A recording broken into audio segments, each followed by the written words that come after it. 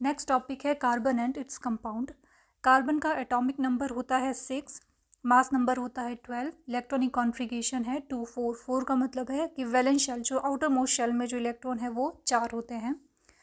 Valence electron is 4 so it is tetravalent. Valence electron जो है वो 4 है, इसलिए इसको हम टेट्रावेलेंट कह सकते हैं। Valence electron outer most shell में जो इलेक्ट्रॉन है। Uniqueness in carbon, it form large number of compound. Carbon जो है वो यूनिक क्यों है दूसरे एलिमेंट से? क्योंकि ये बहुत ज़्यादा नंबर के कंपाउंड्स बनाता है। कंपाउंड ज़्यादा क्यों बनाता है? क्योंकि ये टेट्राकोवेलेंसी और कैटिनेशन प्रॉपर्टी को शो करता है। अब टेट्राकोवेलेंसी क्या होता है? Element react to attain noble gas configuration. जितने भी एलिमेंट है वो रिएक्ट करते हैं क्योंकि उन्हें नोबल गैस कॉन्फ़िगरेशन अचीव करना है। नोबल गैस कॉन्फ़िगरेशन का मतलब उन्हें इनर्ट होना है, नॉन रिएक्टिव बनना है। Element forming ionic compound achieve this by either gaining or losing electron from the outermost shell। वो एलिमेंट जो आयनिक कंपाउंड बनाते हैं, जैसे हमने पिछले चैप्टर में पढ़ा था NaCl, ये क्या है? आपका एक आयनिक कंपाउंड है।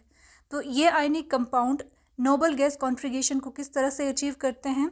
या तो ये डोनेट करेंगे या फिर ये गेन करेंगे इलेक्ट्रॉन को। ठीक है, जैसे हमने पढ़ा था कि जो मेटल होते हैं वो इलेक्ट्रॉन को डोनेट करते हैं, नॉन मेटल जो है वो इलेक्ट्रॉन को एक्सेप्ट करते हैं। तो यहाँ पे भी क्या हो रहा है? सोडियम मेटल है और क्लोरीन जो है वो नॉन मेटल है। सोडियम अपना एक इलेक्ट्रॉन क्लोरीन को दे देगा, क्लोरीन एक्सेप्ट करेगा।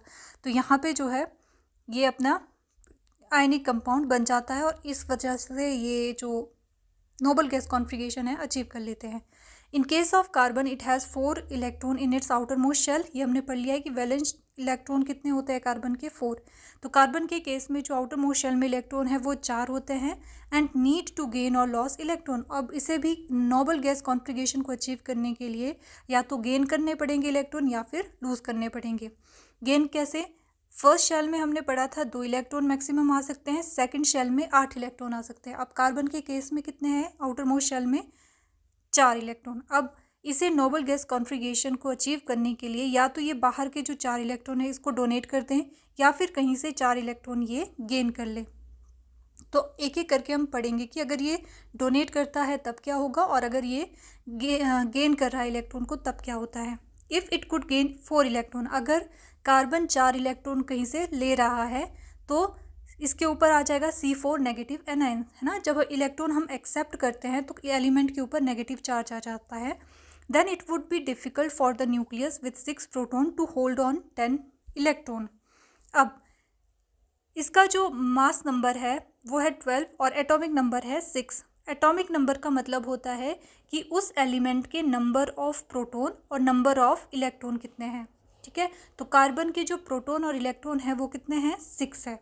अब यहाँ पे क्या बोल रहा है कि अगर ये 4 इलेक्ट्रॉन बाहर से ले लेता है तो जो 6 प्रोटॉन है, क्योंकि 6 प्रोटॉन है, उसके पास मुश्किल हो जाएगी कि वो 10 इलेक्ट्रॉन को होल्ड करके रखे। ठीक है, हमने पढ़ा ना कि प्रोटॉन और इलेक्ट्रॉन कितने हैं कार्बन के? 6। लेकिन अब अगर इसने 4 इलेक्ट्रॉन गेन कर लिए हैं तो यहाँ पे टोटल इलेक्ट्रॉन हो जाएंगे 10 और प्रोटॉन कितने रहे हैं? 6। तो ये जो 6 इलेक्ट्रॉन हैं इनके लिए मुसीबत हो जाएगी, मुश्किल हो जाएगी कि वो 10 इलेक्ट्रॉन को होल्ड करके रख सके। तो ये नहीं कर पाते हैं इलेक्ट्रॉन को एक्सेप्ट। ठीक, अब if it lose 4 electron forming C4 positive ion, और अगर कार्बन अपने बाहर के जो 4 इलेक्ट्रॉन थे, जो ये शेल है यहाँ पे 4 इलेक्ट्रॉन थे, अगर ये चारों के चारों इलेक्ट्रॉन को डोनेट कर देता है तो 2 हो जाएगी। ये भी इनर्ट आ गए ना, इनर्ट एटॉमिक कॉन्फ़िगरेशन आ गई।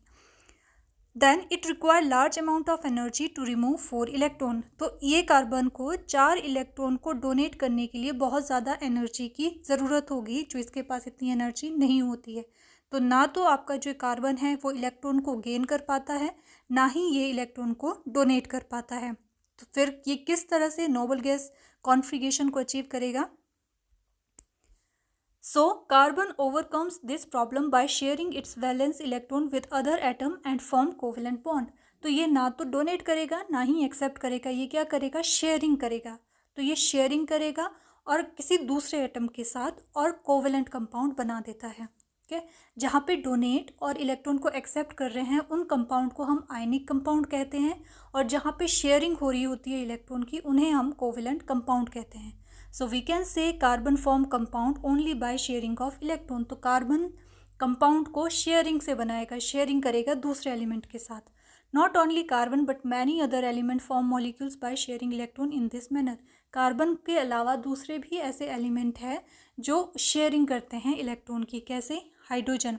हाइड्रोजन का एटॉमिक नंबर होता है 1 और नोबल गैस कॉन्फ़िगरेशन को अचीव करने के लिए इसे एक इलेक्ट्रॉन और चाहिए होता है, क्योंकि फर्स्ट शेल में 2 इलेक्ट्रॉन चाहिए मैक्सिमम। तो अब हाइड्रोजन, इस हाइड्रोजन के पास एक इलेक्ट्रॉन है, ये डॉट से जो डिफाइन किया है, और दूसरा जो है इसके पास भी एक इलेक्ट्रॉन है। अब ये क्या करेंगे? शेयरिंग करेंगे। ये वाला हाइड्रोजन इसके साथ शेयरिंग करेगा और ये जो हाइड्रोजन है ये इस बॉन्ड के हाइड्रोजन के साथ शेयरिंग करेगा। तो यहाँ पे इस तरह से ये क्या बना देंगे? Covalent bond. ये सिंगल कोवेलेंट बॉन्ड बन गया। वैसे ही ऑक्सीजन, ऑक्सीजन का जो एटॉमिक नंबर है वो होता है 8। फर्स्ट शेल में आपके पास आगे 2, पीछे बच गए हैं 6, तो 1 2 3 4 5 6। और नोबल गैस कॉन्फ़िगरेशन को अचीव करने के लिए इसे कितने चाहिए? 2 इलेक्ट्रॉन और चाहिए। तो ये क्या करेगा? O2 है तो 2 2, यहाँ से ये वाला ऑक्सीजन इस ऑक्सीजन के 2 इलेक्ट्रॉन ले लेगा, जैसे ये बताया है कि ग्रीन से जो दिखा है, इस ऑक्सीजन ने ये 2 इलेक्ट्रॉन और दूसरे ऑक्सीजन के शेयर कर दिए हैं और दोनों आपस में क्या कर रहे हैं? शेयरिंग कर रहे हैं अपने, और यहाँ पे बन जाएगा डबल बॉन्ड। नेक्स्ट प्रॉपर्टी है कैटिनेशन, जो इसे यूनिक बनाता है कार्बन को। The property of direct bonding between atom of same element to form long chain, branches और रिंग स्ट्रक्चर। कैटिनेशन की प्रॉपर्टी होता है कि एक ही एलिमेंट, जैसे कार्बन कार्बन कार्बन है, ये लॉन्ग चेन के फॉर्म में या फिर ब्रांचेस या फिर रिंग लाइक स्ट्रक्चर बना रहा है। एक ही एलिमेंट, सेम एलिमेंट जो है वो लॉन्ग चेन, ब्रांचेस और रिंग लाइक स्ट्रक्चर बना रहा है, उसे कहते हैं हम कैटिनेशन। ऐसे ही कार्बन भी है। कार्बन बहुत ज़्यादा नंबर के कार्बन के साथ ये प्रॉपर्टी शो करता है। तो आपने पढ़ा भी होगा methane, ethane, propane, octane, hexane, pentane, ये सब। Carbon possess this property. तो कैटिनेशन की प्रॉपर्टी जो है वो कार्बन पोजेस करता है। नेक्स्ट आता है आपके पास allotropes of carbon. Different forms of an element that has same chemical properties but different physical property are known as allotropes. Allotropes का मतलब होता है कि एक ही एलिमेंट के डिफरेंट फॉर्म्स, उनकी केमिकल प्रॉपर्टीज सेम होगी लेकिन फिजिकल प्रॉपर्टी उनकी अलग होती है, उन्हें हम एलोट्रॉप्स कहते हैं। तो कार्बन के जो एलोट्रॉप्स है, पहला हो गया डायमंड, आज हम डायमंड पढ़ेंगे। दूसरा होता है ग्रेफाइट, फुलेरिन, कोल, चारकोल, ये सारे क्या है? एलोट्रॉप्स है कार्बन के, क्योंकि ये सारे के सारे किससे बने हैं? कार्बन के बने हैं, बस इनकी फिजिकल प्रॉपर्टी अलग है। फिजिकल मतलब कुछ आपके पास हार्ड होंगे, कुछ आपके पास सॉफ्ट होंगे, गुड कंडक्टर होंगे, बैड कंडक्टर होंगे, लेकिन सभी के सभी जो है वो कार्बन से ही मिलके बने होंगे। तो फर्स्ट है आपके पास diamond. In diamond each carbon atom are bonded to 4 carbon atoms forming a rigid 3 dimensional structure. तो डायमंड जो होता है, एक कार्बन एटम 4 कार्बन के साथ बॉन्ड बनाता है और एक रिजिड 3 डायमेंशनल स्ट्रक्चर बनाता है। ये एक रफ डायग्राम है समझाने के लिए, बाकी आप इसको बुक में देख सकते हो कि डायमंड का स्ट्रक्चर किस तरह से होता है। तो ये जो डॉट है ये मान लीजिए एक कार्बन है और दूसरे जो इसके सराउंडिंग में ये डिफरेंट दूसरे कार्बन के साथ अटैच्ड है या बॉन्ड फॉर्म कर रहा है। It is hard in nature and have high melting point. और ये जो डायमंड होता है वो हार्ड होता है और इसका मेल्टिंग पॉइंट भी बहुत ज़्यादा हाई होता है। It is a bad conductor of electricity and heat. Diamond जो है वो बैड कंडक्टर होता है हीट और इलेक्ट्रिसिटी का। क्यों?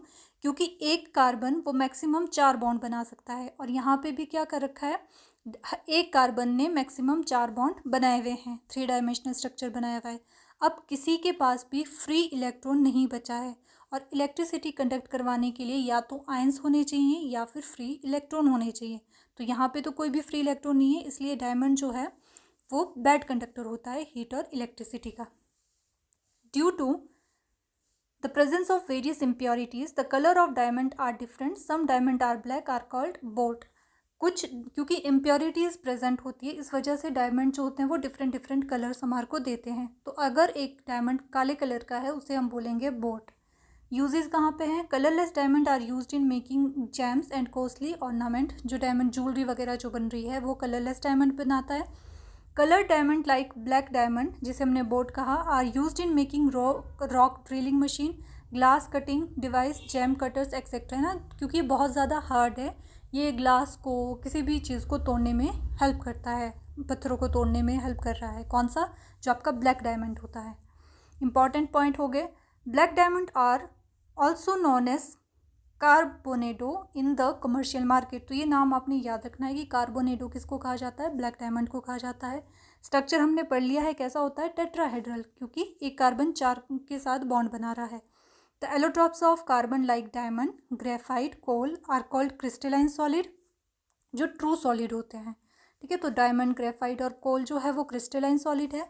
वुड, स्टोन, ये जो है वो नॉन क्रिस्टलाइन सॉलिड या फिर एमॉर्फस सॉलिड भी आप इसे कह सकते हैं।